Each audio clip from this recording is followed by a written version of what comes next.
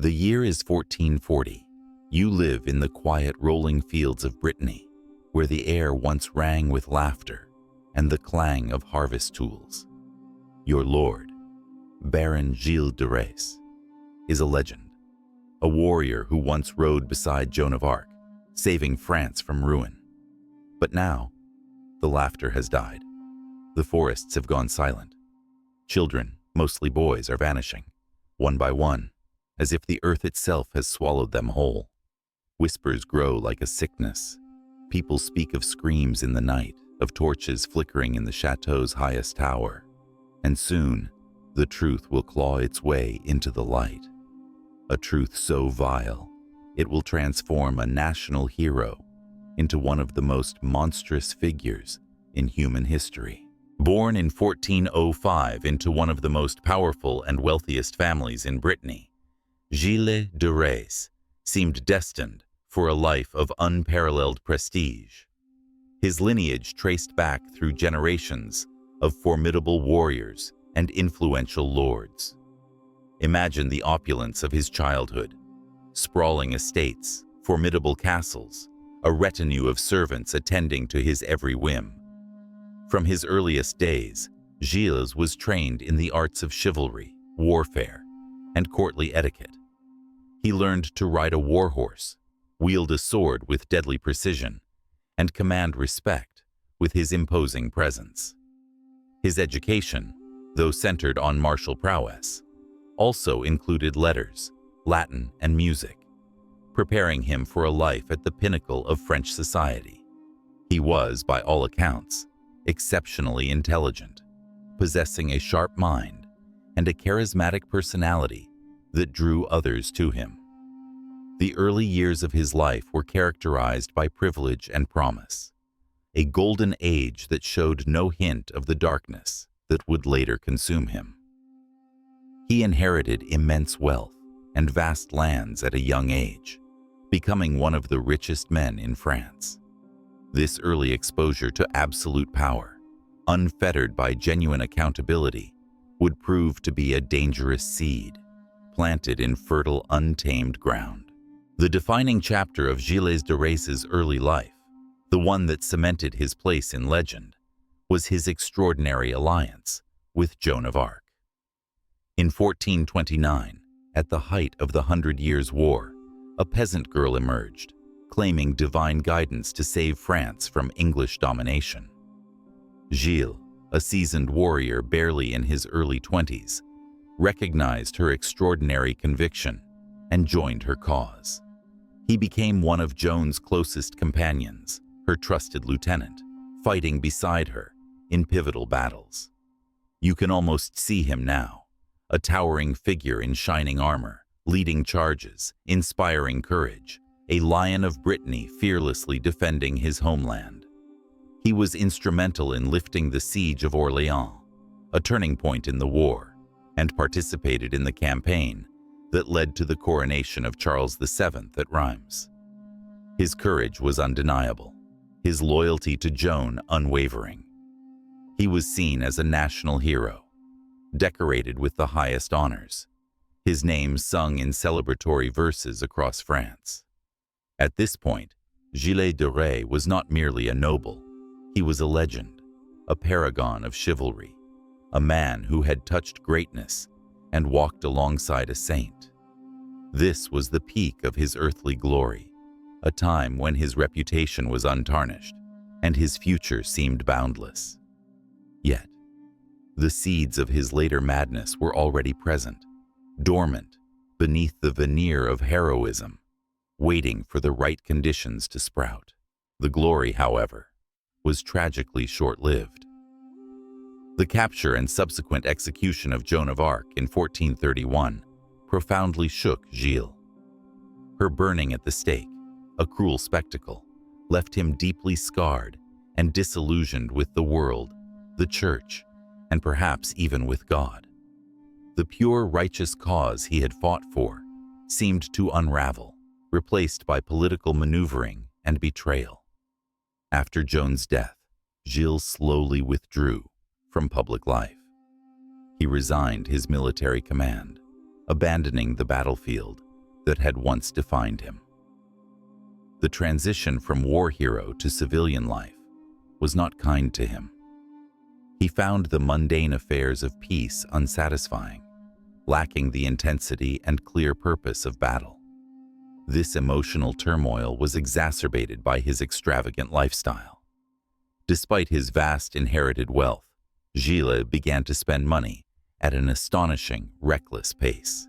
He commissioned elaborate theatrical productions, built and renovated castles with lavish embellishments, and maintained an enormous retinue of servants and hangers-on, all living in excessive luxury. Marriages for political and financial gain failed to stem the tide of his mounting debts. By the mid-1430s, the once unimaginable fortune of Gilles de Rais was rapidly dwindling, threatening to plunge him into utter ruin. This financial precipice, combined with his spiritual and emotional desolation, created a void within him, a desperate yearning for something to fill the emptiness that had been left by Joan of Arc's absence and the fading glory of his heroic past. It was this void that the darkest of forces would soon rush to fill. As his legitimate avenues for restoring wealth and purpose closed, Gilles de Rais turned to desperate measures, gravitating first towards the more scientific promises of alchemy. He became consumed by a fervent, almost manic interest in the ancient art, hoping to discover the fabled philosopher's stone that could transmute base metals into gold, or perhaps even grant immortality. This initial fascination soon bled into a darker, more forbidden realm: black magic. Imagine a man, once a devout knight, famed for his unwavering faith, now poring over ancient forbidden texts in the dead of night, his once chivalrous hands tracing diagrams of pentagrams and cryptic symbols, seeking dark pacts and forgotten rituals. His magnificent chateau, once ringing with the sounds of courtly music and knightly training, now housed a different kind of retinue. He surrounded himself with charlatans, sorcerers, and alchemists, men drawn like vultures to his wealth and profound desperation, each promising to conjure demons, reveal hidden treasures, or perform the coveted transmutation. These were not mere superstitious curiosities. For Gilles, they became an obsessive quest, a desperate gamble to reclaim his lost fortune and, perhaps, his lost sense of control.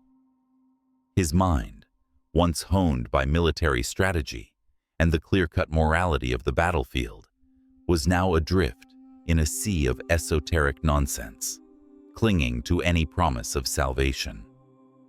He invited a series of unsavory characters to his isolated castles, men like Francesco Prelati, a Florentine sorcerer with a glib tongue and a sinister reputation, and Eustache Blanchet, a defrocked priest whose spiritual corruption made him all the more appealing as a guide to forbidden knowledge.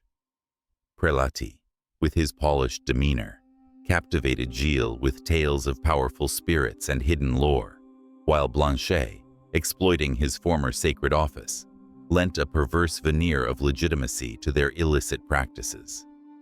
They whispered promises of untold riches, of power over the unseen world, of summoning infernal entities to do his bidding.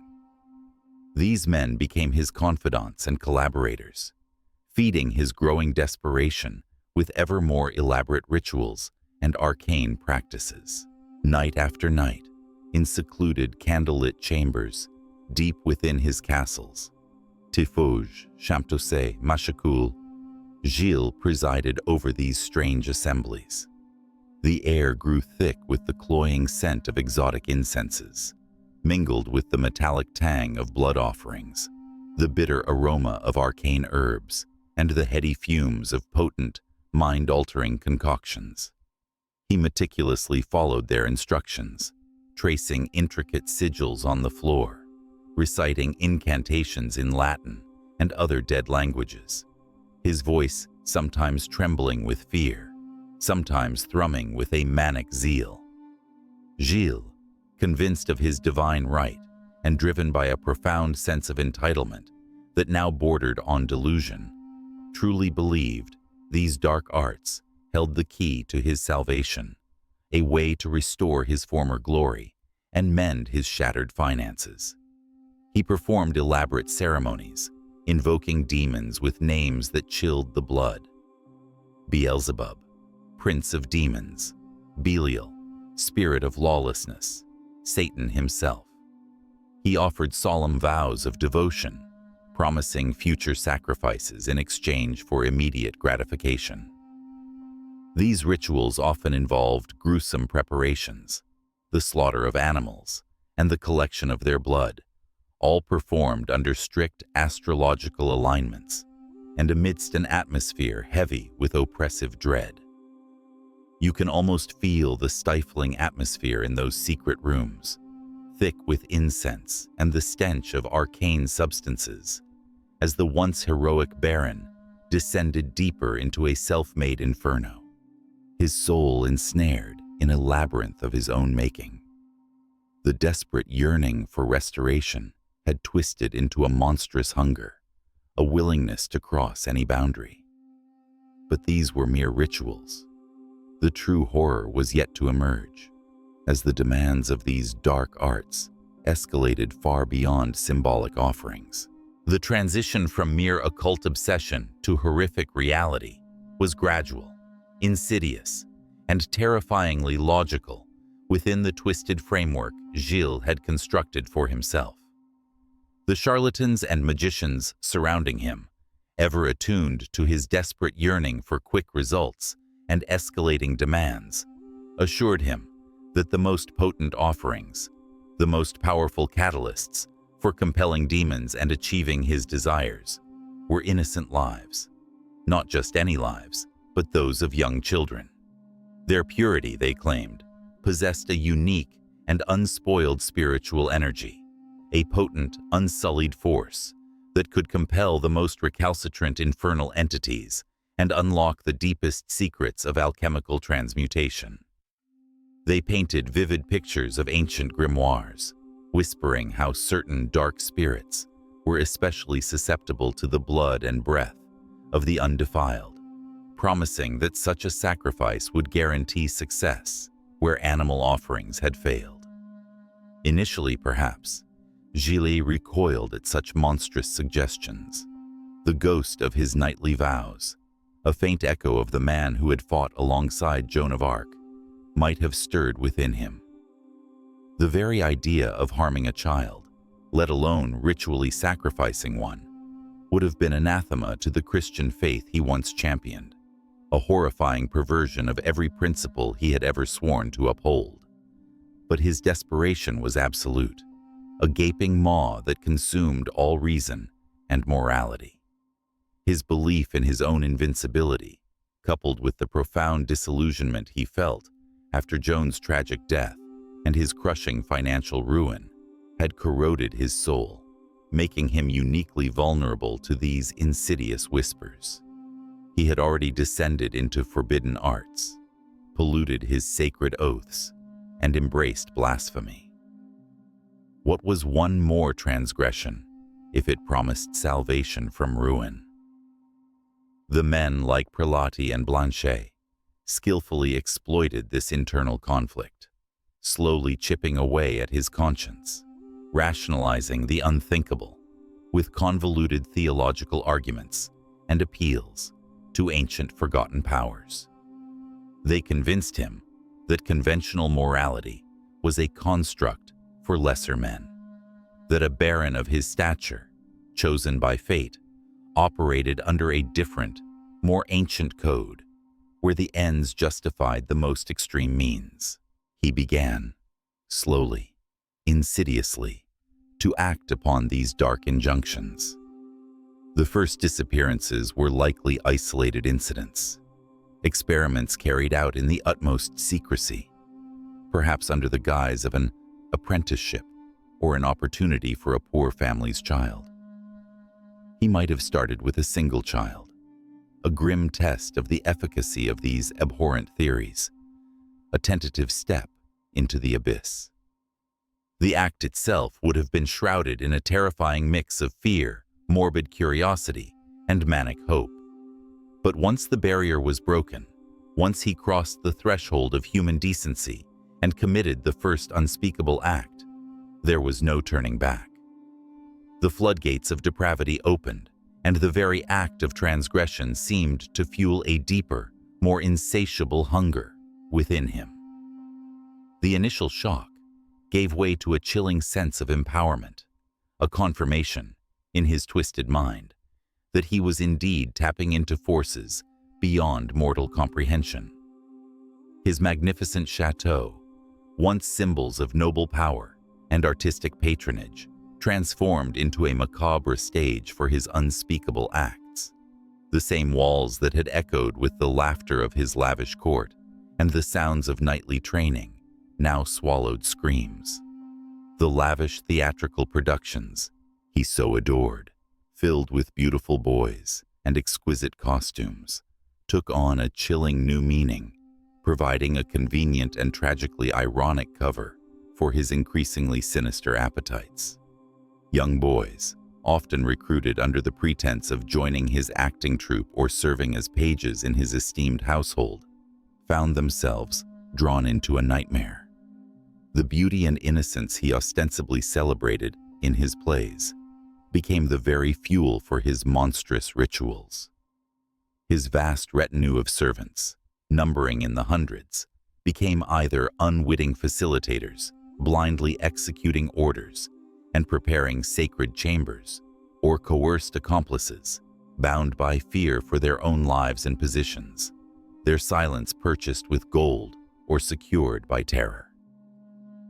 A chilling atmosphere of dread and complicity settled over the great households, where every shadow seemed to hold a secret, and every whispered command carried the weight of mortal peril. The whispers in the villages surrounding his estates grew louder, more frantic, as parents reported their children missing, swallowed by the forests, or simply vanishing from their doorsteps without a trace. A creeping dread, an unspoken terror, began to permeate the air of Anjou and Brittany. At first there was denial, then frantic searches, then bitter resignation. How could a renowned baron, a war hero, be connected to such vile rumors? But the sheer number of vanishing children, the lack of explanation, and the palpable fear emanating from Gilles's increasingly isolated castles began to weave a terrifying narrative in the minds of the common folk. The Lion of Brittany, the celebrated companion of the Maid of Orleans, was no more. A different, far more terrible beast had emerged, cloaked in noble titles and boundless wealth, preying on the most vulnerable, justifying his atrocities with perverse interpretations of ancient rituals and the desperate, all-consuming hunger for lost glory and wealth. His once noble pursuit of honor had twisted into a grotesque quest for power over life and death, a horrifying attempt to reclaim his shattered destiny through unspeakable acts of pure evil. What distinguished Gilles de Rais from a common murderer was not just the depravity of his acts, but the chillingly systematic way in which he carried them out. This was no random spree. It was an organized campaign of abduction, torture, and murder, facilitated by his vast network of resources and his absolute authority. His immense wealth and noble status provided him with an entire infrastructure of terror, a dark enterprise meticulously managed to achieve its twisted objectives with ruthless efficiency. The operation was not impulsive. It bore the hallmarks of a chillingly rational mind, calculating and cold, focused on consuming innocent lives for a perverse quest. His castles, Tiffauges, Champtocé, and Machecoul, once bastions of medieval power, were meticulously adapted for a far more sinister purpose. Architects and masons, likely under threat or deception, unknowingly constructed or modified hidden rooms, secret passages, and subterranean chambers, designed not for defense or storage, but for concealment and cruelty. These soundproofed spaces, often deep within the castle's thick stone walls, ensured that the agonizing screams of the innocent were stifled, swallowed by the very architecture of horror, leaving no echo to disturb the Baron's lavish feasts or his dark meditations. The isolation of these strongholds, nestled amidst sprawling forests and remote lands, provided the ideal stage for his escalating depravity. His most trusted inner circle, Jean de Sicard, Etienne Corillot, Henriette, and Poitou, were not merely passive bystanders, but active participants, essential cogs in this machinery of evil. These men, bound by varying degrees of loyalty, terror, or sheer moral decay, served as his primary procurers. They scoured the impoverished villages and countryside of Anjou and Brittany, seeking out the most vulnerable. Their methods were insidious. They preyed on the desperation of peasant families, offering false promises of stable employment, education, or an esteemed position as a page or actor within the Baron's magnificent household. For families struggling against famine and poverty, the prospect of one less mouth to feed, coupled with the dazzling potential for advancement under the patronage of a renowned noble, was an almost irresistible lure. Children, often bright-eyed boys between the ages of 6 and 14, were handed over with heartbreaking hope, only to be swallowed by the Baron's gates, their innocent aspirations transformed into a prelude to unimaginable horror. The sheer scale of this calculated abduction system points to an almost industrial efficiency of evil, a relentless, well-oiled machine designed to feed Gilles's insatiable appetite. Once inside the castle walls, these predominantly young boys were held captive, often for days or weeks, their initial awe turning to confusion, then terror, as the true nature of their predicament became chillingly clear. They endured unspeakable, psychological and physical torments, acts designed not just for ritualistic sacrifice, but to fulfill Gilles's burgeoning sadistic urges, a perverse spectacle he often observed with cold detachment or even macabre pleasure. The murders themselves were carried out with ritualistic precision, believed by Gilles and his dark advisors to unlock potent occult energies. Following each heinous act, the bodies were meticulously and systematically disposed of with a terrifying efficiency that spoke of long practice and absolute ruthlessness.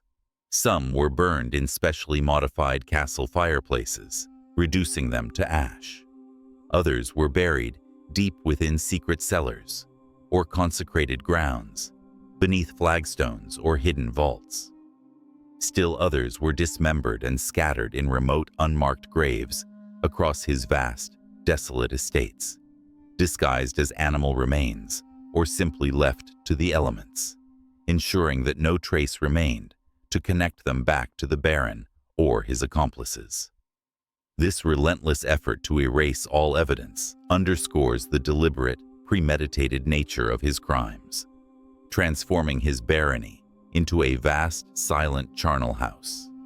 Such systematic, cold-blooded organization points not merely to a disturbed individual, but to a mind that had utterly decoupled itself from conventional morality, reason, and humanity. Gilles de Rais, secure in his immense power and privilege, had meticulously constructed a self-contained environment, a dark empire within his barony, where his most horrific fantasies could be realized without immediate consequence or public scrutiny. The screams of the innocent, trapped within his carefully engineered chambers of terror, were swallowed by the formidable thickness of castle walls, by the ceaseless roars of the wind through ancient battlements, and most chillingly, by the complicit, terrified silence of a retinue, paralyzed by fear and complicity.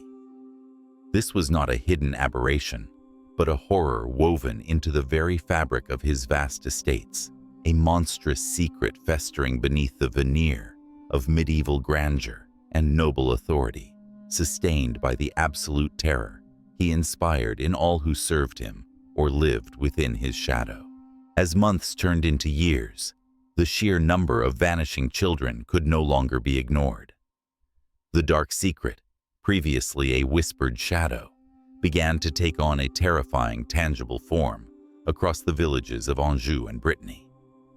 The local communities surrounding Gilles de Rais's formidable estates were not merely saddened, they were plunged into a perpetual state of terror, a suffocating blanket of dread that settled over every home.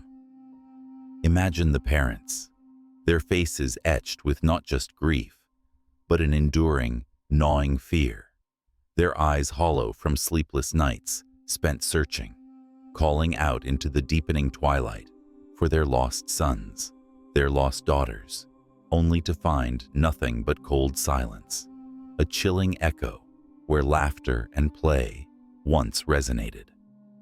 Each sunrise brought not hope, but a renewed sense of dread, the agonizing question hanging heavy in the air: whose child would be next?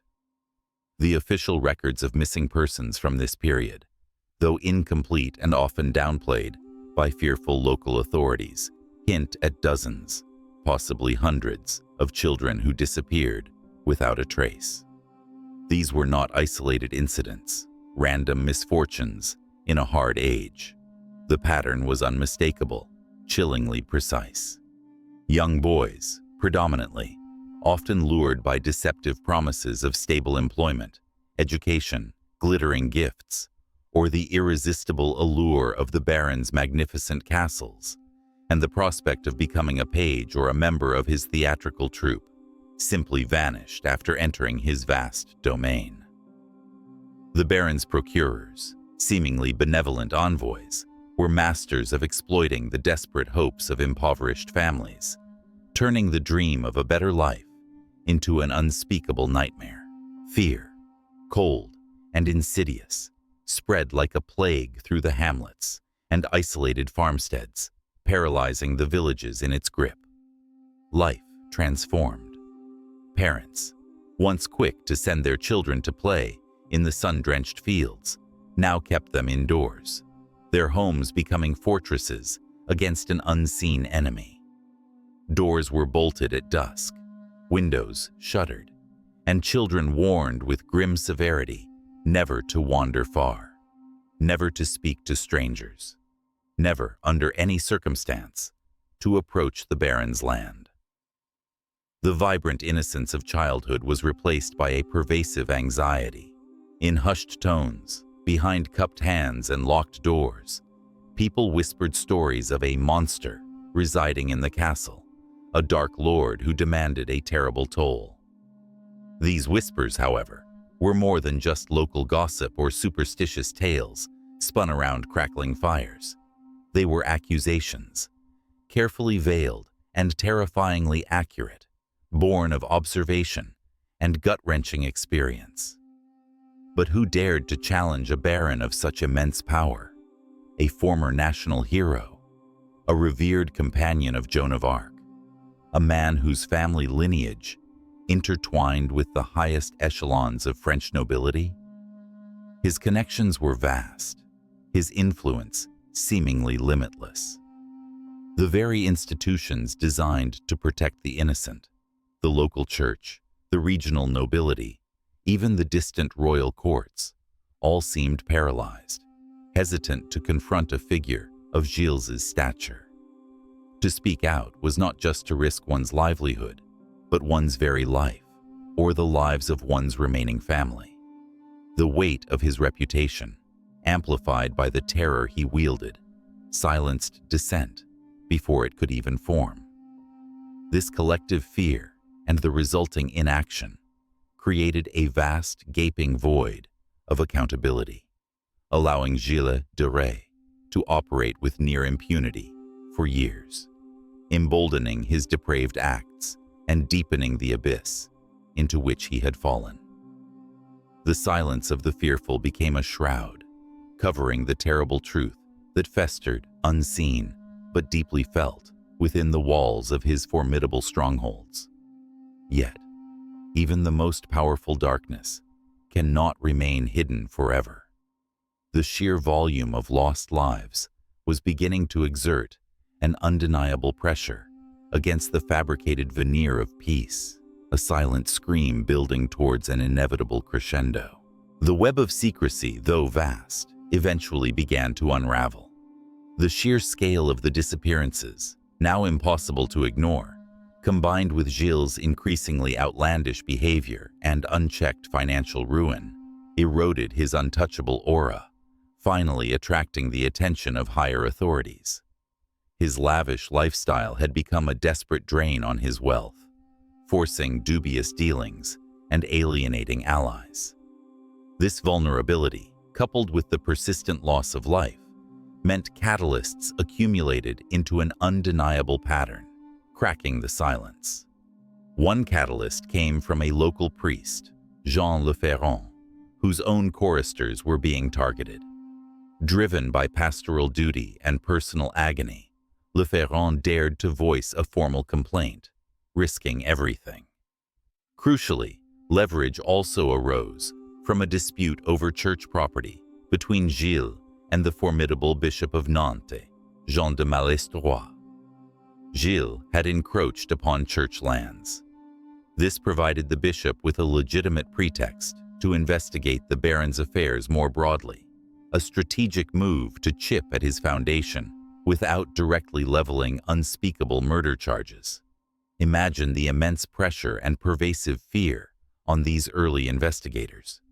To accuse a Marshal of France, a revered companion of Joan of Arc, of such heinous crimes was unprecedented, an act that could swiftly lead to their own ruin. Yet, the evidence, slowly and horrifyingly, began to mount. Servants who had endured the terrifying atmosphere within the castles, or sought escape, began to break their silence. In hushed, trembling tones, they offered tantalizing hints and partial, agonizing confessions, horrific glimpses of forbidden chambers and strange rituals. The sheer number of missing children could no longer be dismissed as coincidence. Whispers solidified into chilling allegations of unholy rituals, perverse alchemical experiments, and a baron driven to madness by demonic obsessions. These disturbing reports eventually reached Bishop de Malestroit and the stern inquisitor of Nantes, Jean Bloin.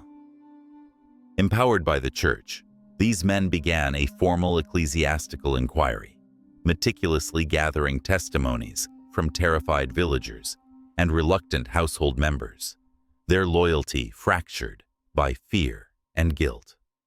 Initially focused on heresy and financial misconduct, the investigation deepened, peeling back layers of deception and terror, revealing the true, unspeakable nature of Gilles de Rais's crimes in horrifying, grotesque focus. The long-suppressed whispers of the missing were finally about to become a thunderous roar of accusation, shattering the silence that had harbored such evil. In 1440, the edifice of Gilles de Rais's power and secrecy finally crumbled. He was arrested and subjected to a meticulously documented ecclesiastical and civil trial in Nantes. This was unprecedented. A Marshal of France, a war hero, brought before dual courts of church and state. Imagine the shock and horror that rippled through France when the charges were made public. Heresy, sodomy, and the abduction, torture, and murder of countless children. The trial itself was a grim spectacle, revealing a depravity almost impossible for the medieval mind to comprehend. Initially, Gilles maintained a defiant posture, leveraging his noble status and military reputation, even insulting the judges. He asserted the court lacked jurisdiction over a peer of France. He denied everything, cloaking himself in righteous indignation. But as evidence mounted, chilling testimonies from terrified servants, and glimpses into forbidden chambers, his resolve began to crack. As his terrified accomplices, Etienne Corillot and Henriette, confessed under torture and implicated him, his facade crumbled. The ecclesiastical court, determined to uncover the full truth, then threatened him with excommunication. This spiritual damnation, despite his other crimes, still held terrifying power over him. For a superstitious man of his era, this threat of eternal damnation, of being cast out from God's grace, proved the ultimate leverage. It was this spiritual pressure that ultimately broke him. In a dramatic turn of events, Gilles de Rais, the former hero, knelt before the court and delivered a full, horrific confession. He detailed his monstrous crimes, admitting to the abduction, abuse, and murder of an estimated 80 to 200 children across his castles, though the true number was likely far higher. His confession was not just an admission of guilt, it was an explanation of his descent into madness, his obsession with the occult, and his perverse justifications. He described how these acts were interwoven with his demonic rituals, prolonging their suffering to satisfy dark masters, believing he could conjure wealth and forbidden knowledge. The details were so gruesome, so utterly repulsive, that scribes often recorded them in veiled language or simply refused to write them down in full. The trial concluded with his conviction on all counts, his public confession serving as a chilling testament to the depths of human evil. He was sentenced to death by hanging and burning, a fate he faced with a strange mix of repentance and defiance, pleading for God's mercy, even as he acknowledged his unforgivable deeds.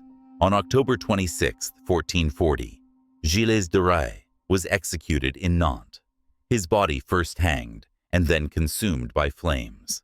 His remains, by his request, were spared total destruction by a group of pious women, ensuring he received a Christian burial.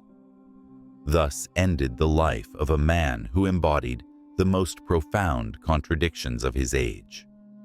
A heroic knight turned serial killer, a devout man turned heretic, a paragon of chivalry transformed into a monstrous embodiment of evil. His story left an indelible stain on medieval France, a chilling reminder that even the highest nobility could descend into the darkest depravity. For centuries, his name would be whispered in hushed tones, often conflated with legends of Bluebeard, the fictional wife murderer. Though Gilles's crimes were far more heinous and tragically real. Historians still grapple with the enormity of his actions, seeking to understand the psychological and societal factors that could have produced such a figure. Was it the trauma of war, the loss of Joan of Arc, the corrosive influence of absolute power, unchecked wealth, or a pre-existing psychopathy? Likely it was a horrifying confluence of all these factors, spiraling into an abyss from which there was no return.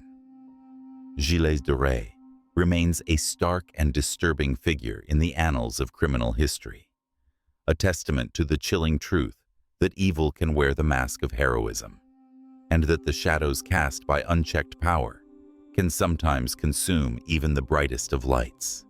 His legacy serves as a perpetual warning, etched in blood and fire, against the corrupting influence of absolute power and the insidious nature of depravity.